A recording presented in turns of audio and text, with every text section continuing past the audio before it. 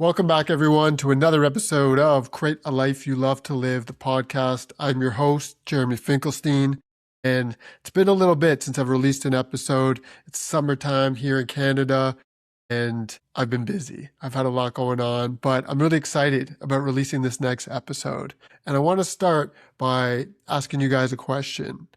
The question is, what happens when you are the person that everyone relies on in a crisis, but behind closed doors, your own life is slowly falling apart? Well, today's guest is Markwell, and he is a former firefighter. He's a father of three, and now he's a men's relationship coach. But his journey to get here was far from easy. Now, in this episode, Markwell gets incredibly honest about the trauma that he carried home from his job as a firefighter, the destructive ways he tried to escape it, and how disconnected he had become from himself, from his wife, from his family, from his friends. And eventually, what happened was his wife basically sat him down and told him that she loved him, but she couldn't keep living with the man that he was becoming. Interesting enough, the very next morning, their kitchen literally caught on fire. Now, what I really appreciated about this conversation was Markwell's willingness to take responsibility for the ways his pain was affecting the people closest to him. He doesn't just talk about healing, he shares what it actually took to rebuild himself and become a more present husband and father. We get into a lot.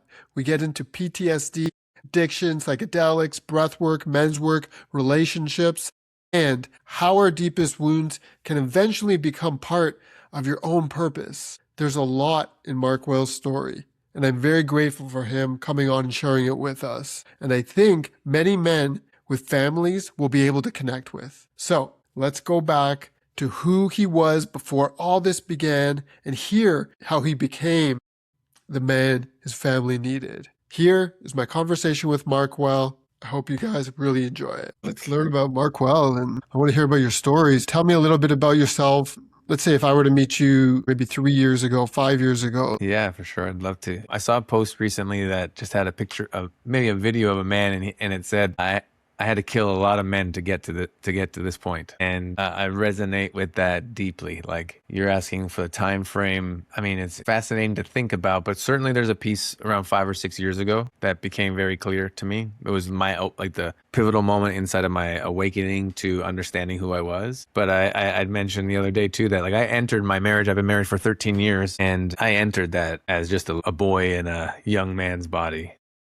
Okay. And it's been through my marriage and through my partnership that I've been able to meet myself. And it's because of my partnership that had me look. So if we're to go back to this time, kind of 5 or 6 years ago, my wife sat me down, put up the mirror and said, "Hey, I love you like crazy and I'm here. But if you're going to continue behaving in this way, choosing these things, living with this current program, I can't stay." And so at that point, I had 3 young girls. They're like two 6-year-olds and a 5-year-old or something like this, somewhere in there. And it was devastating. I was like, she put up the mirror and I was just met with all of these ways that I was just an absolute mess. And so to go even a little bit further back from that, Yes. a couple of years, I was a firefighter, and there I was, becoming this man, right? And just like the ego is growing. I was a mascot for the Blue Jays. I felt very activated. I felt very fulfilled in everything I was creating in my life on the outside.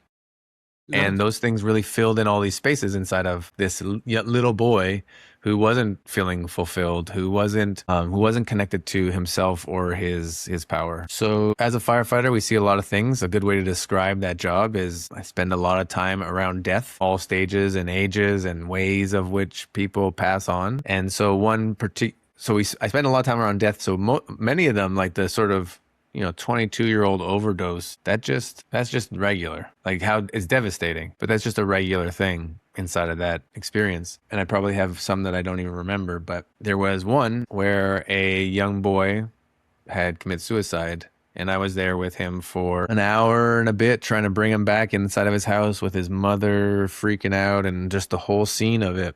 And that had sat with me, and I came home and I thought I was an aware guy, and I spent time crying with my wife and moving those emotions to the degree that I could, but it wasn't sufficient. And that wound, that peace just sat inside of me. This like new understanding of what the world is and what's possible. And like I'm a father of young kids, and just seeing like it was like an infection inside that I didn't have any tools. I didn't have any guidance. I didn't have any awareness. I had no practice. I had no support. I think one of the guys on the job, his advice was, hey, just don't drink too much. Just try not to drink too much. You know, it's okay to have like a shot or two, but like just think about it from a, you know, like add them all up and try and keep that number low. That was the advice. So that wound sat with me for years. And as a result, it was PTSD. It was anxiety. It was like extreme tension and physical sensations of my body that would just come in these waves. There would be times I'd be sitting in the fire truck, just like sitting with my gear on, you know, surrounded by 3 other men, and just stoic and stone, but inside like I would call it a roller coaster on fire. Just Yeah, flying. let me just check in here because you Yeah. just unpacked like quite a bit in a Yeah. short period of time.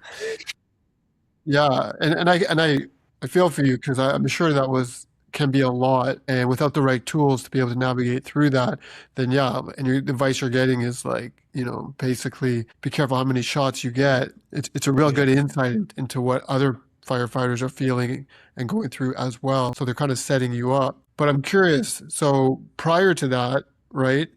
Like, how long were you a firefighter for before that? When that had happened, I had been a firefighter for 5 years. Okay. 4 years maybe, yeah. So up until that point, though, like what was what was your life like prior to that? Like, were Prior you, to firefighting?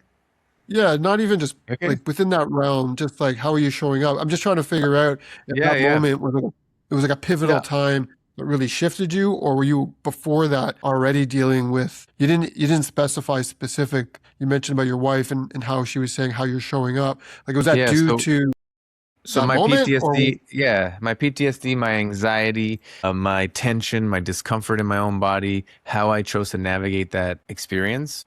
You know, pornography became a huge part of that. And it was a place that I went to kind of create a sensation in my body that would be louder than the pain I was feeling. And so okay, that was it's a slippery slope because it's a cycle that it's not meeting what's actually happening. So the pain is going to get louder so it can be heard. So I needed to like expand in the intensity of whatever it was that I needed yeah, in that moment. you needed an Yeah. escape from that Yeah. It feeling. was an exit. An exit. Yeah, it was an exit. It was a temporary respite to not be this feeling that was inside of my body. So that impacted my relationship, and that's where that my wife's piece came in, where she sat me down at some point. She was watching from the side, you know, calling me and inviting me to, you know, meditate or breath work and all that stuff for me at that Oh, time okay. was was really like woo woo, like Yeah, silly. I Why get would it. anyone ever do that? I went to an ecstatic dance and I was very judgmental, and I was doing my best, but it was really hard. It was really hard to be receptive to what she was inviting me into. Right. Uh, So just clarification then. So that was like that was an instrumental part, obviously, in your necessary. journey where things shifted. So prior to that, like you were all, I wouldn't say all good, but you were okay. Like things were. Yeah, like this experience of PTSD was unfolding. Mhm. I didn't have this became a like retroactive diagnosis, and then not being able to understand that more clearly, seeing how it was showing up in my life, and still does, to be honest. There are parts of that Yeah.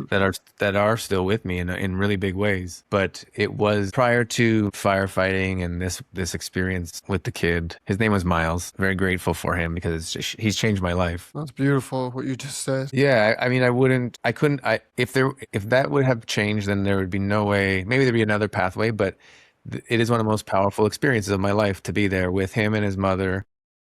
Yes. And I've done a lot of work to honor him, to release him, to accept, to put down the weight and the responsibility and the story that I have of, you know, not being able to help him. And it's a big lesson, you know, like there's so many lessons there. So prior to that, I was just a regular beep, boop, beep guy, you know, okay, job, let's get a house, let's make a family, let's get married. When I got hired as a firefighter, for example, I was like, this is great. Yeah. I got this job.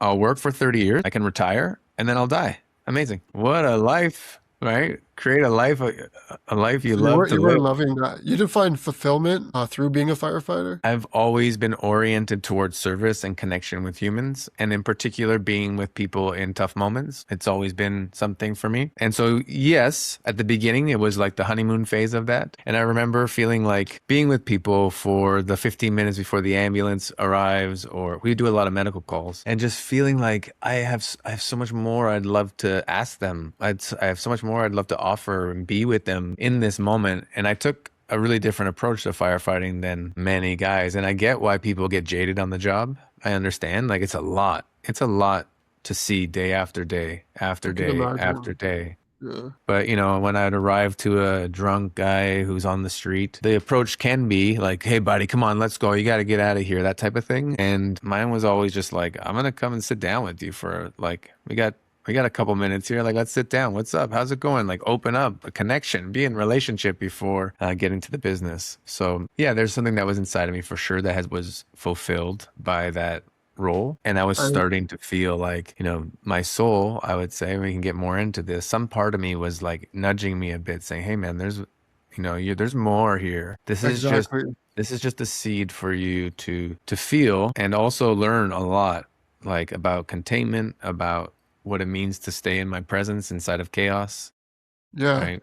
Like I, I there's lots definitely going I definitely like how you're bringing this up because from my own experience, I look at it as like points of synchronicity. And I'm sure like points like what you're just bringing up, there's probably other parts of your life that align with that. And at the time, you probably can't see it. And maybe now you can. I know for myself, I can see it 100% now as I look back, even when I was a younger kid and how I was showing up and how I was a little different sometimes than other kids and how they were kind of approaching life. But I didn't see it at the time. But there's always those moments of synchronicity. They're there, right? But when you're living in it, sometimes you can't see it for what it is until something has to happen and kind of break you down and you start rebuilding yourself and then you start seeing it. And when you're explaining that moment to me, I'm like, yeah, I can 100% see why you would take that approach based on the version that I know of you now.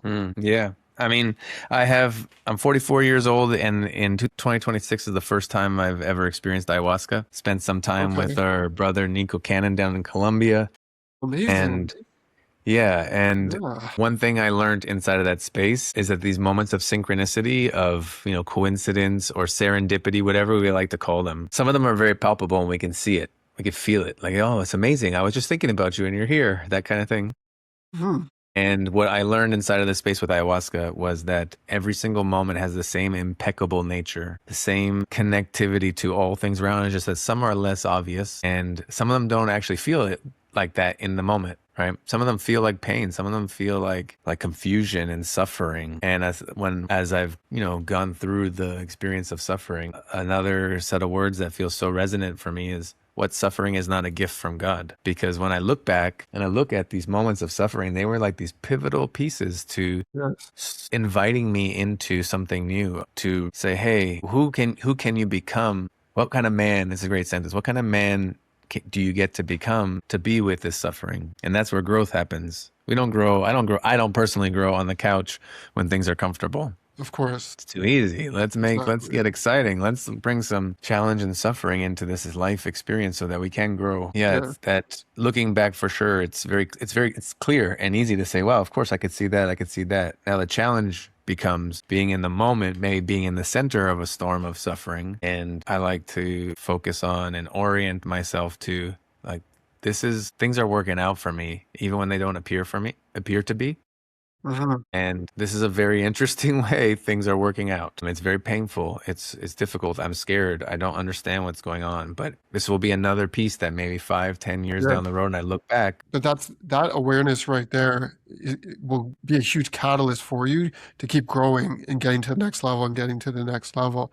I've been there myself, and it's taken me very many years to get to a point where when that stuff comes up, it's amazing, just like you're describing, where I can feel comfortable being in that uncomfortableness inside that darkness and be able to navigate myself through it, whether it takes 48 hours or three Mm, weeks or 3 months, right? But yeah. being able to be within it and have that awareness is so it's really beautiful actually because you know where it's going to take you.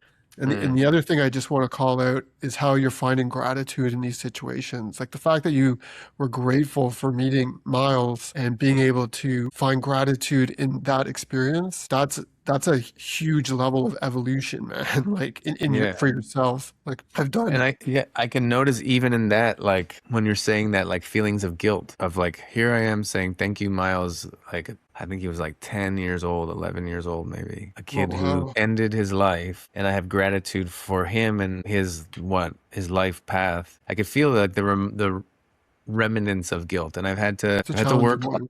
Yeah. Yeah, I've had to work a lot to get to gratitude for that moment because there's a lot of guilt around noticing that this terrible thing that happened inside of his life, inside of his family system, for his mother, for his community. Yes, I get it. You're not taking away from Yeah. what happened to him, but you're finding Yeah. the gratitude in it and how it changes trajectory in your life and where it's taken you now. And I Yeah. think that's the important thing because for whatever people go through, it's hard to see it that way, especially when you're living through it. Yeah. Yeah. Yeah. And So let I didn't want to look for a long time. Like that was the piece. I well think that's the thing about PTSD is that there's some part of us, especially in these identities as firefighter, savior, hero, is like, I can't let this, I don't have space to look at this. Like I can't fall apart. Who's going yes, to be here if I do? So yeah, it's been a lot of work, and I don't know how the connection is, but if you can notice, but like I can still feel it's very present, like a lot I of yeah, love, I a can lot of feel love the for him, yeah. gratitude, and yeah, just connection. Like he's changed my life in so many ways. Okay, so let's go back now to when your wife is like showing you this mirror. Because one thing that I noted down here is you kept bringing up this term, this little boy. Yeah, So I'm curious, like, why you kept referencing this little boy in you, but also, obviously you're dealing with PTSD. You mentioned your vice was yeah, pornography. I don't know if there was other vices in the mix there, but I'm curious if you could just paint a picture, like, if you're comfortable enough, like, just yeah, sharing how you were showing up, what you were kind of feeling, and again, like, why you kept referencing kind of specifically like this little boy. yeah. I mean, why I reference it is because I have an awareness of the man I have become through this pathway, and I can see if I were like compare the two. That little boy he was scared. He was like a lot of men are in the initiation of fatherhood comes through fathering. Yeah. The feminine is initiated through her body. The moment of conception, things start to change. And so she and her body and this baby and life start to unfold together in a very connected way. And for man, the initiation is through fathering, right? It's through watching this thing unfold outside of him and trying to keep up. And so, yeah, there was this little boy just, at that time I had 3 jobs. I was a firefighter, mascot. I had a vending machine business. I'm grinding, like doing all the things, scared that I wouldn't offer my family the best I could. Confused with what my best actually is. Is it the most money or is it the quality of our time? Is it the quality of my presence? So it was that initiatory experience of stepping into fatherhood and leading my family in a way, creating a new family system inside of my existing family system, and that was a challenge of like setting myself boundaries around my mom, my dad, other pieces Okay. of life, right? Like wanting to do something in a new way Yes. and not having the tools to do that, not But at least you feeling, recognized it, right? Like you're I aware of it. mean, slowly. Yeah. But it sounds But like it was still, like there though. everything's still a work in progress. But yeah, there was a young boy who was scared, who would run away, who wouldn't confront things, who wouldn't own his experience, who would dismiss himself, who would bend on boundaries, who didn't have self-worth to stand for himself and the things he cared about. People pleasing, nice guy. The way I would communicate with my wife would be kind of like whatever you want. I don't care. I'll just do whatever you want. And that's not how I show up now. And it's been through the pathway of partnership, through her putting up that mirror over and over again and growing together that I've been able to refine and land in what feels like right now. Hey, maybe in 5 years I'll look back and still, joke about who I am in this moment. But what feels like a very grounded and connected, mature presence as a man and no Okay. longer a boy. Yeah. So was there any like specific moment or tipping point that you recognized that, that something needed to shift based on how you were showing up? I mean, the tipping point is this like moment of, it was very interesting. It was the day before my kid's birthday. My wife sat me down. My whole life was now on fire, right? Like she's like, I might leave. I don't know what I'm going to do here. This is not okay. And the next morning I had a fire in my kitchen, like literally had a fire in the kitchen. And it was funny. I was wearing a fire t-shirt. My wife calls me, I come running down to the kitchen. I'm wearing this t-shirt that's like my fire training t-shirt. I take it off and I put it on the fire. It was in the oven, and I close it and I wait and I'm watching and like, oh no, the t-shirt's on fire. Anyways, we got it out. I had to get the fire extinguisher. It was a big mess, but that was a tipping point. And so from there, from that desperation, from that pain, from that still young boy who is terrified of losing, of being Yeah. abandoned again, like my core wounds, I set to do whatever I possibly could. And that started with meditation. I was doing everything, man. Like I'd go meditation, Wim Hof, breath work, what else do you want to, like, I was just anything. We'll do a guided meditation together. We'll do journaling. I was ready to do whatever it took to reorient myself into understanding. At that point too, had no idea this was PTSD. I was even going to a therapist. They didn't, like, she didn't have any indication that like this was unfolding for me. There was no diagnosis at the time. It was really frustrating, to be honest. And the key shift, the very key piece was in that desperation, in that confusion, in that I'll do anything. My wife said, what about sitting for mushrooms with somebody? There's this Okay. woman I know, and her partner sits with men and mushrooms. And I did that. And then that was the next kind of shift that changed everything. It changed everything because within I don't know, 30 minutes of a pretty high dose psilocybin experience, I was right back in that room with Miles, like right back in there, like dropped right in. And it was like clear. My body, my nervous system was just like begging for me to come and look at this and be with what had happened in that room and forgive and allow the energy to start to move in new ways. And I got to find out a lot of very interesting pieces about what I was holding in that exchange of energy that day. Yeah. So from there, that Looking, psilocybin experience was like super pivotal for understanding. Even just at that point, up until that point, if you had said, "Are your thoughts you?" I would have been like, "Yeah, absolutely." Well, who's else? Who else would they be? Those are me. That's me. My thoughts are mine. That's me. yeah, And that was the first time I ever experienced the space between, like, listening to these thoughts, being like, who is this? It's definitely not me. There's just noise. I And get it. so, You were able yeah, to that kind of, space. yeah, you had like that whole out of body type of experience and you're able to kind of look at yourself from an outside perspective. Sounds like for the first time, which also sounds like it gave you a whole new perspective and you could see things in a new light. So through this journey that you're going on, you mentioned a few things. Obviously, you went to therapy, you took meditation, the psilocybin journey. What was like the biggest kind of aha moments, if you will, or the biggest insights that you were able to pull out of this that really made you, become a little bit more clear about like who you were, how you were showing up? From that psilocybin journey in particular, one was that there is a piece of me, there's a part of me that is not my body, that is not the thoughts of my mind, that is something on another level, another dimension, whatever it is, like my essence, my soul, my whatever we want to call it. There's another place I can be inside of that is the one that observes the mind or the one that observes the body. That was, Did you understand that at the time? Like, I know you're explaining it to me well now, but yeah. Well, so that one experience of psilocybin gave me that. And then I got to okay, practice that through okay. meditation and find those spaces again. Right. So And meditation was also a big yeah. part of, like a And big that's tool for you. if, people talk a lot about psychedelics and I do at times as well, but psychedelics without integration is just recreational drugs. Integration is the other 99%. Is the other 99% because anyone can go and eat a bunch of mushrooms, I hear do you. whatever they want, have a Yeah. great time, and come back and not change anything. It's not Or a, it's not even it's just not, having a good time. Sorry to cut you off, but yeah, yeah. it's not even about having a good time. You could go to a ceremony and do Mm, mushrooms or do ayahuasca or whatever plant medicine you're looking and be in that like ritual.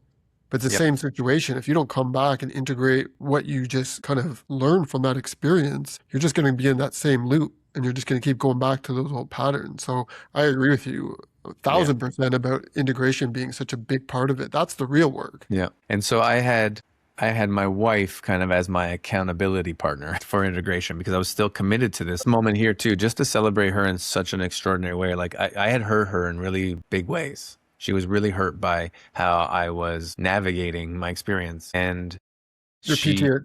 So, sorry, yeah, your the PTSD, the addiction to porn and my sexuality and the internet, like just like it was yeah. just an absolute mess. And to look Gotcha. back, like I am still in the work of looking back and not being angry at myself and like and forgiving myself and allowing like understanding, compassion, and acceptance for how I was showing up. It's I can't believe it because of so much growth that has unfolded for me that like to look back is quite confronting that I would show up in this way. So what I was trying to share was that I'm really so grateful for her commitment, for her presence, for being with the one that hurt her and sitting with him in meditation and being that person, that accountability person to allow me to integrate, to support me in integrating Mm. this powerful experience. Yeah, and it was so necessary. So you were asking about like, did I understand it? Well, like mushrooms put that in my body, and my practice after kind of solidified and consolidated that. And I think this is a practice for life. Like this is an edge that I think every human likely experiences to some degree or another, which is can I make some space around my ego, around the thoughts of my mind, of the ways I'm trying to predict the future? And it's always seems to be kind of oriented towards the worst possible scenario. And why is that? You do that too? Yeah. Me too. Me Yeah. too. I used to have this saying, I don't know what the saying or whatever. I used to question myself, like, why doesn't my mind have my back?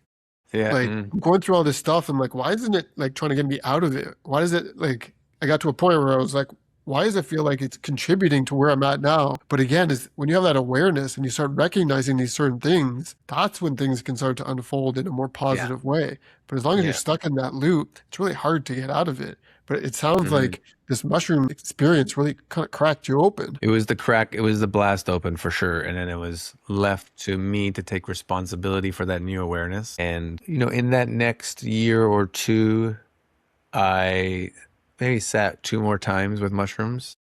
Okay.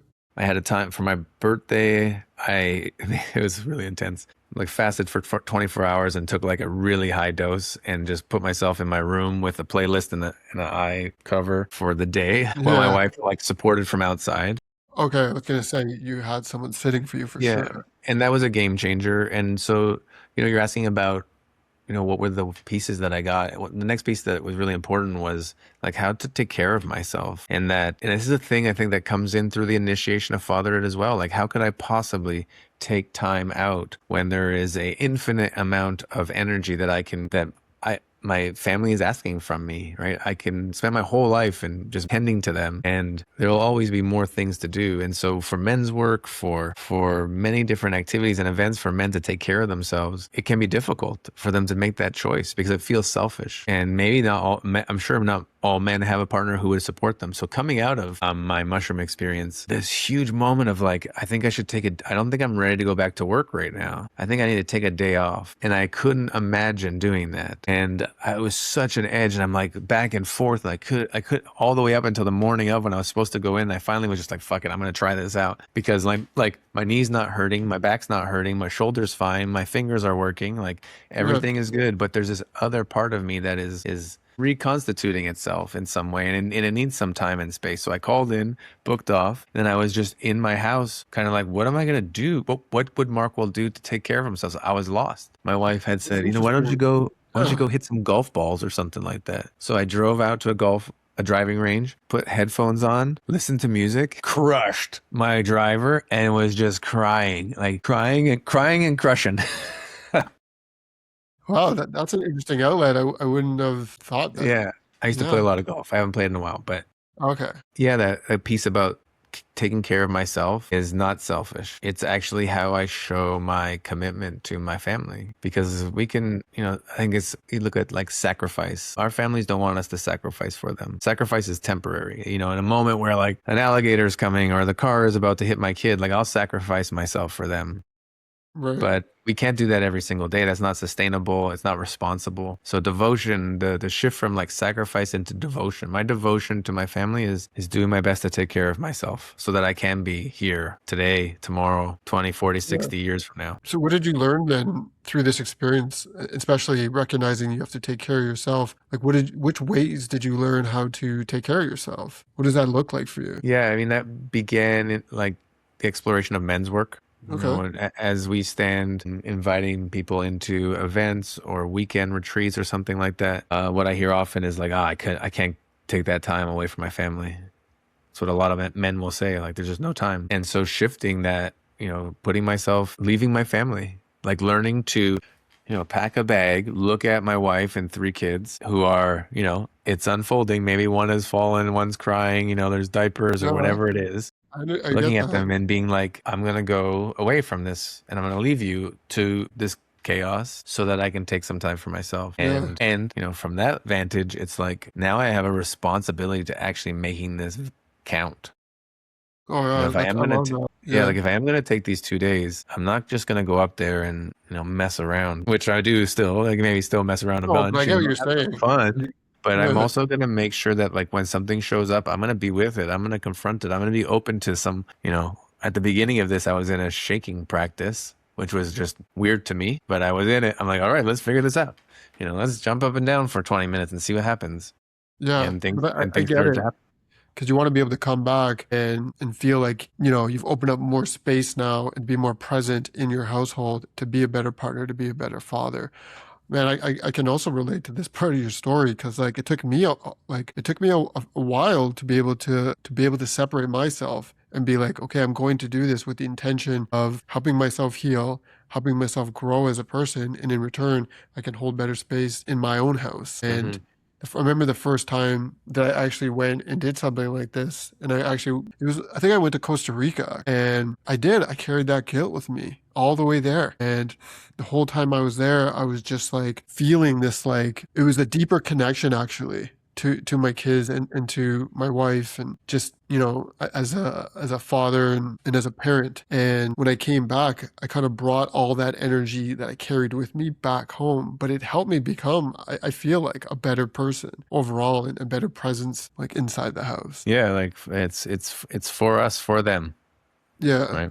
Yeah, most I got a great friend of mine who then like has invited me he has supported the idea of getting up, and he says, get up before them, for them, before them, for them. Like if there's no time, make time to take care of ourselves. So, I mean, nowadays, I don't know, I'm up at 5 o'clock in the morning to make sure I can be at the gym or go to jujitsu before my kids get up. It's a big part of self-care. Yes. Yeah, I think that's a really good point. And the self-care aspect, 100%. Like the more you can take care of yourself, the more you can take care of others. So what was it then for you, that you recognized throughout this whole journey? And obviously you're really growing at this point and you're doing these ceremonies. What did you realize, like specifically around your beliefs, let's say, that you had to kind of let go of that wasn't serving you anymore?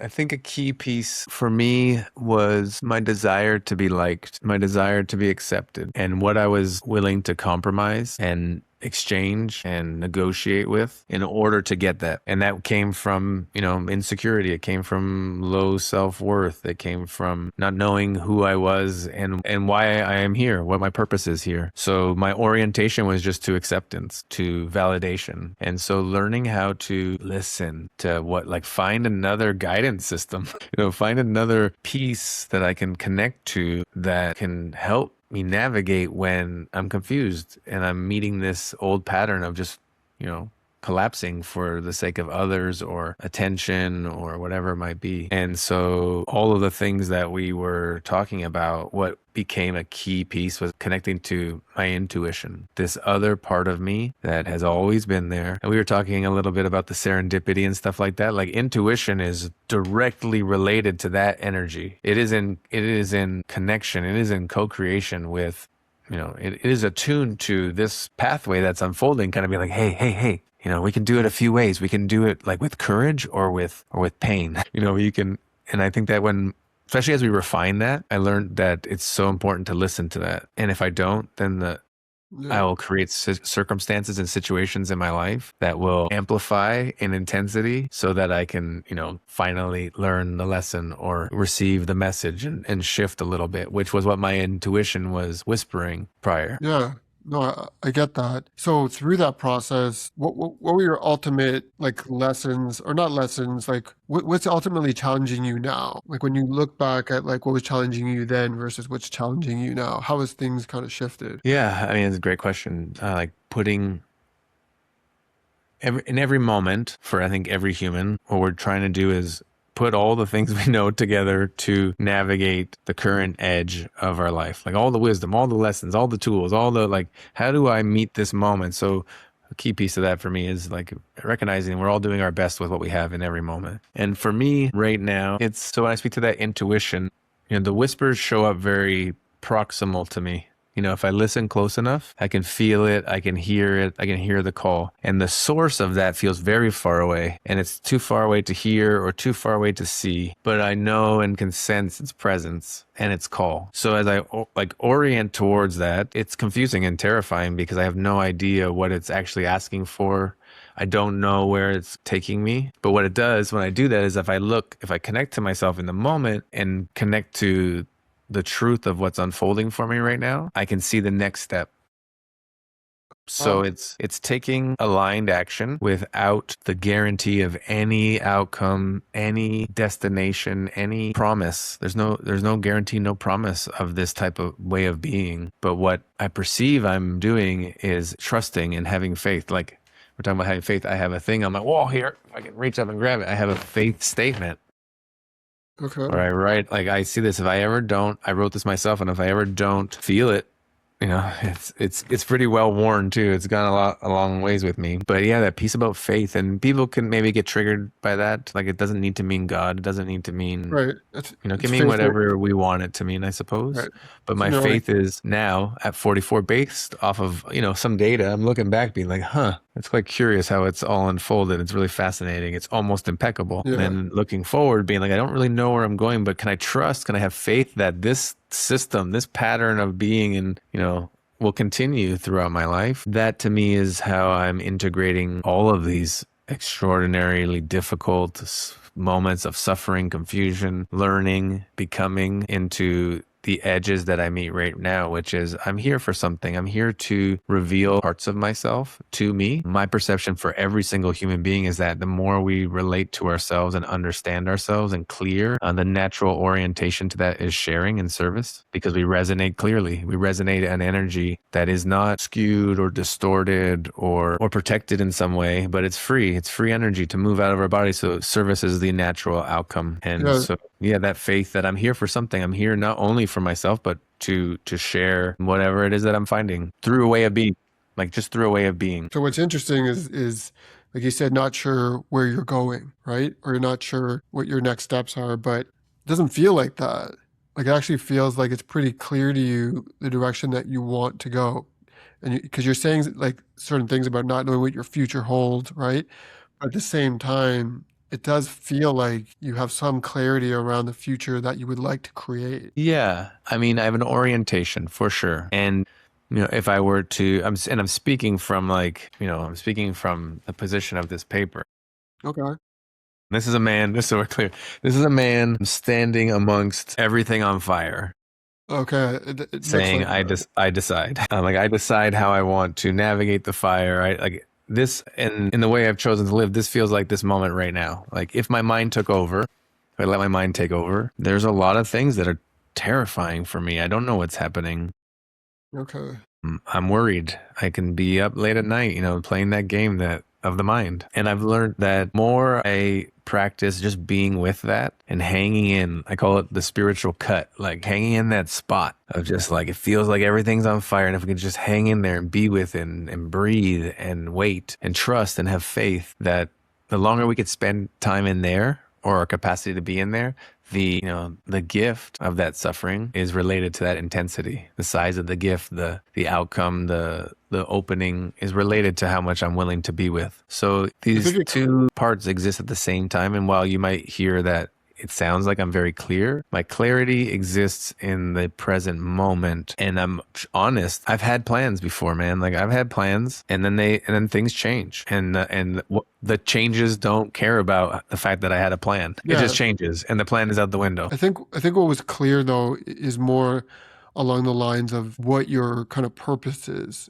especially when it comes to being there for others, supporting others, right? And your relationship, like with yourself and with the people that are in your life. Like that to me, even Yes. back from the original story about, when you were sitting with the individual and you just wanted to kind of be there for them, right? As opposed to telling them to get up and move on. Like that seems to definitely be the theme within your life. And that's what I mean, that's clear. Like how that looks a year from now or 5 years from now, maybe it's the same thing you're doing now, maybe it's not. But I would probably put money on the fact that you'd be doing something in that realm, in this space of being there as a supporting role for other people, whether it's men's work or not. Yeah. I have a theory that our like core wound or core wounds, it's the fertile ground for our superpowers.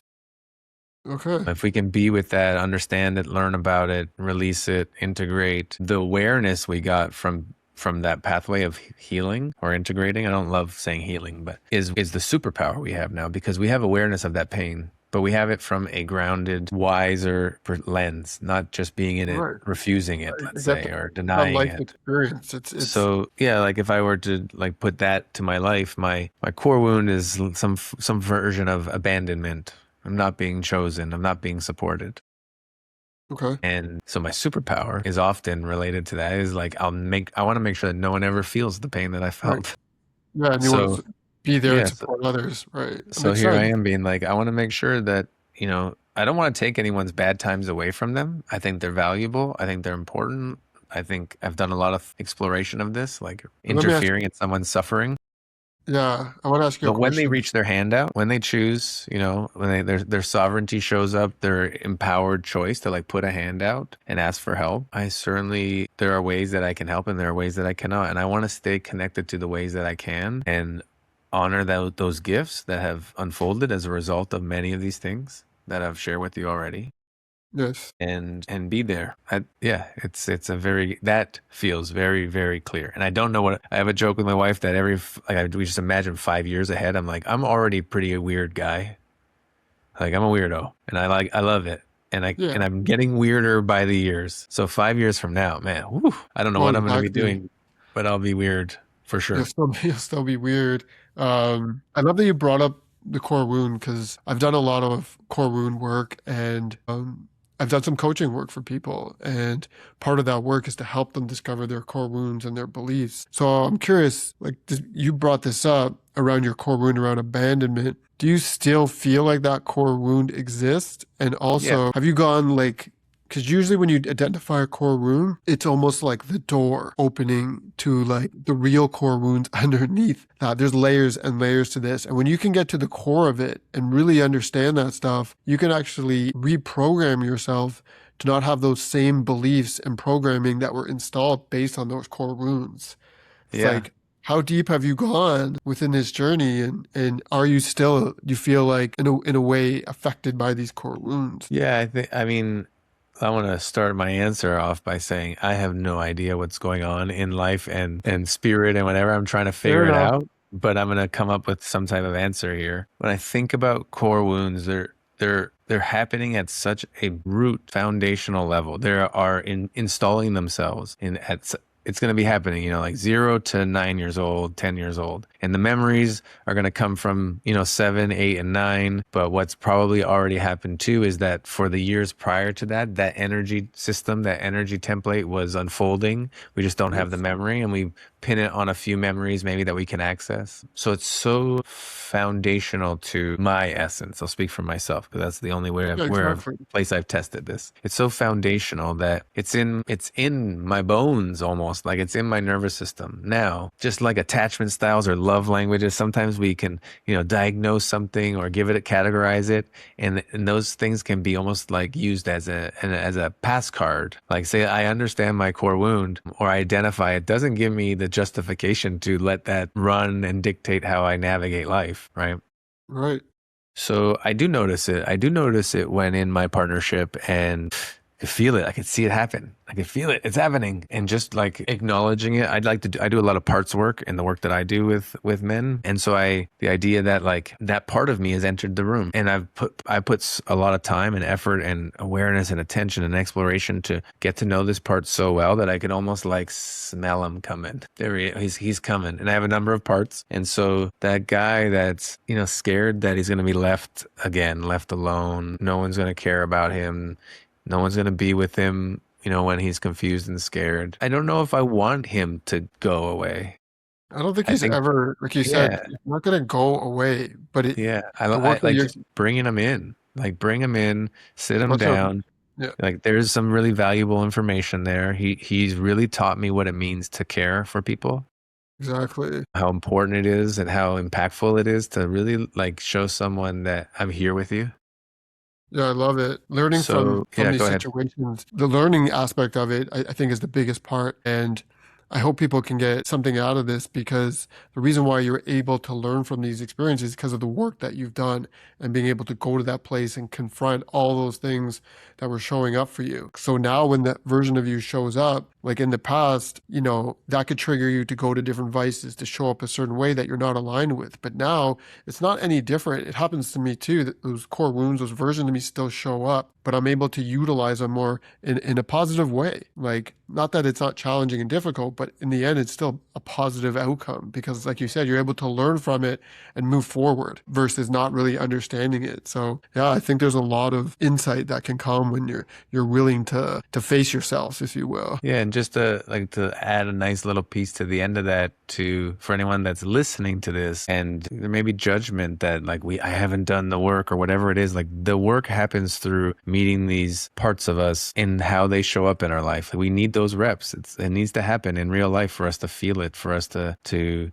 explore it maybe in new ways. So yeah, inviting compassion for how For, that's the for beginning humans. of these meeting these inner child places and making a safe place for them to even enter the room. And it takes time. Like this goes to what we had spoke about kind of at the beginning of like the young boy into a more mature expression of a man, is having to like all the moments when I didn't do it in the right way, they were all learning opportunities. They were all moments Yeah, for me but to listen and to say, is this how I want to show up in life? exactly. And I think that's the switch, is being able to recognize that these are lessons. And when these things show up in your life, if you really want to grow and evolve, you have to pay attention to what's showing up for you. So let's bring it back to kind of like where we're at now. So all these things have happened to you. You're obviously on this certain path. Like, where has it led you?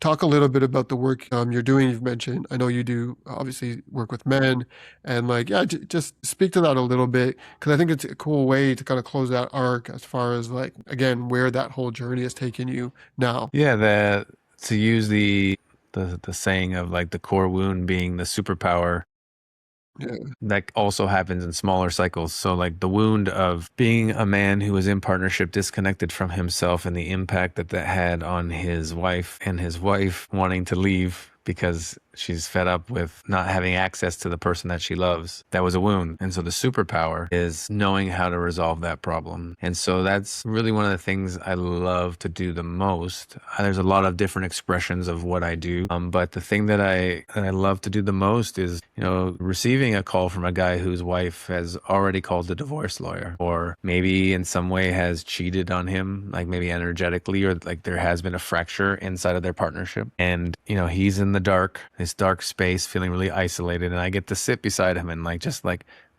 light a little candle and slowly over time help him create more clarity, understand himself, see him, check a mirror, notice who he is, begin yeah, to interact with his family, with his partner, with his children in new ways, and make an attempt at repairing the rupture that has unfolded. So that to me is like the fulfillment that I get from a man stepping into that pathway is every single time surprises me, because I get to witness not only, a man starting to love himself more and connect with his family, but children experiencing the man in their family, showing up in a whole new way. So this work is not just about, helping a guy resolve the problem so he can have more intimacy with his wife. This is about redefining how the children understand love, understand conflict, understand leadership, understand safety, understand what it means to be a man. Like the investment these guys make into whatever program is not only going into like the next 6 months or 1 year of their life, it's legacy work. They're going to lead their family in a way that is going to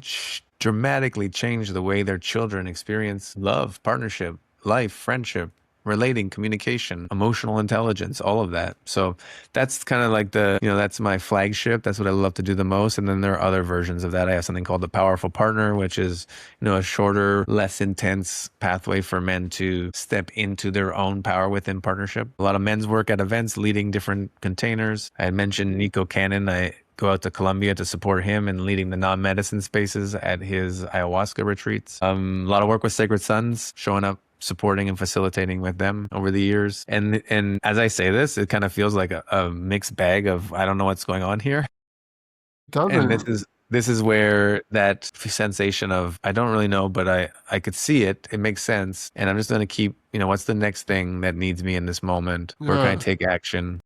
And I Again, have my own it's podcast too, and it's like there's so many things to do. And how do I decide? Well, take a breath, quiet down, listen closely, take a look at my surroundings, and do the next thing. yeah. Again, from my perspective, I think you have more clarity. I get like then you recognize like it doesn't seem like a mixed bag to me. It all contains under the same thing, and that you're just acting as a service, and you're being called to go to these different experiences to help and support others. But it's all under the same umbrella. Like it's all under the same notion of being of service, and I guess more specifically trying to help men. And it's really kind of amazing just hearing your whole story and how you got to where you're at now, and how all those experiences in your life again were like a catalyst and help contributed to the work that you're doing now. So amazing. And thank you for sharing all that. I'd like to ask you a couple more questions before we kind of wrap it up. So based on this work that you do, and it sounds like this shouldn't be a hard question to answer, but if someone was in your situation back when you first were starting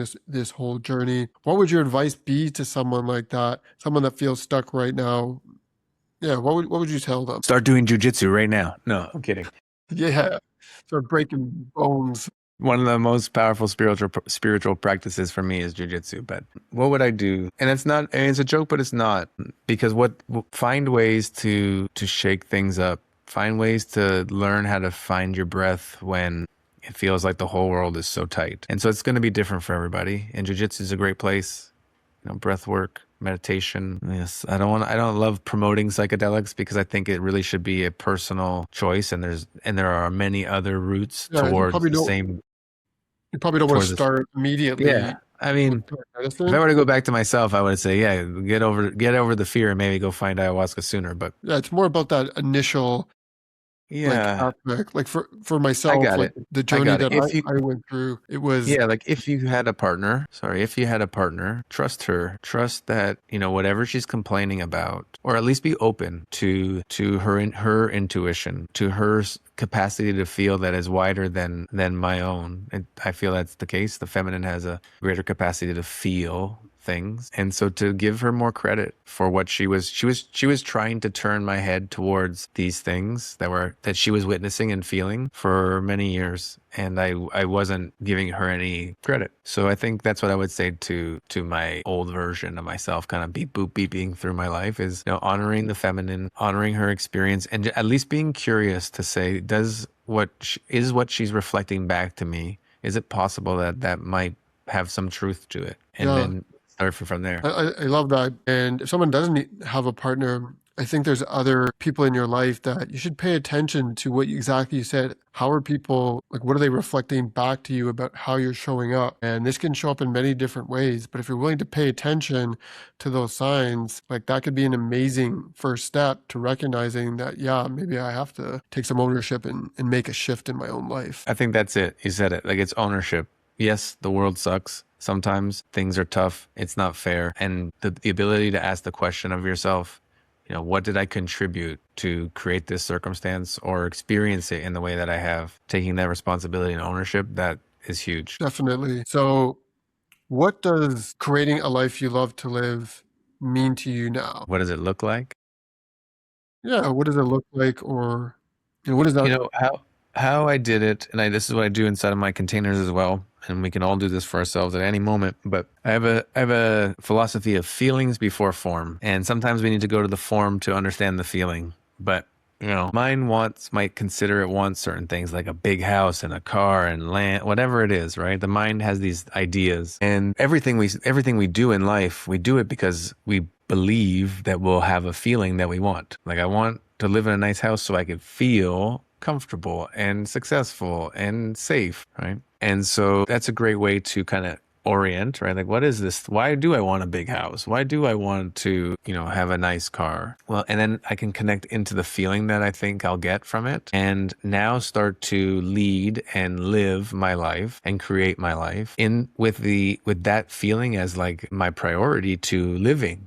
So like, if I want to, make more money or something like this, my perception of life is that it's now my responsibility to create my existence in a state of abundance and allow that to unfold inside of my life. If I want more love, if I'm just looking out to the world to get love, I don't think that's the way it has ever worked for me. Start to love myself more, and now I'm starting to create a frequency of love that is bringing that towards me. And so feelings before form is such a guiding piece for me as I create my life.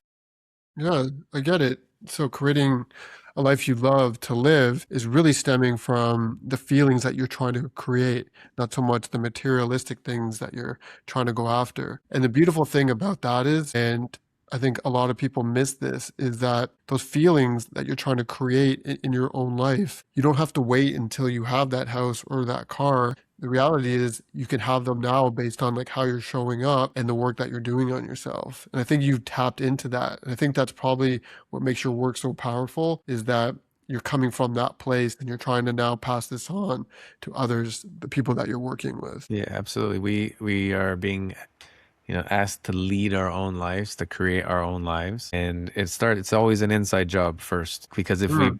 we put it to something else outside, we'll spend the time to get to the point, and it take 10 years, 20 years, whatever it is. But that entire time we made some kind of deal that when I get this, I'll feel that. Well, that was 10 years of practicing not feeling that and waiting. And so we'll get to whatever point we think that will give us the feeling, and we'll just be like, wait a second, it's not here. You I still thought I was don't going have to feel it. a certain way, but I've been practicing not feeling that for 10 years, and nothing really has changed. I am here on the other side of this line just waiting. So yeah, really focusing on that philosophy of feelings before form in many things I'm creating. And it's fun to play in form, and it's fun to receive form and create form. That is part of life. But my guidance to that, again, intuition, faith, and an orientation to, and that responsibility and commitment to staying connected to what's happening in my mind, connecting to my heart, and being the feeling that I'm trying to create in my life today, right now, when Yeah, possible. beautiful. Yes, amazing. I think that's a good place to kind of cap it off. I'm going to put your information in the description, so anyone who happens to check it out, they can connect with you online. And I just want to say thank you. I do appreciate you coming on, being vulnerable, sharing your story. I learned a lot about you and definitely see a lot of similarities within my own journey. So it was nice to hear that and see that aspect of you.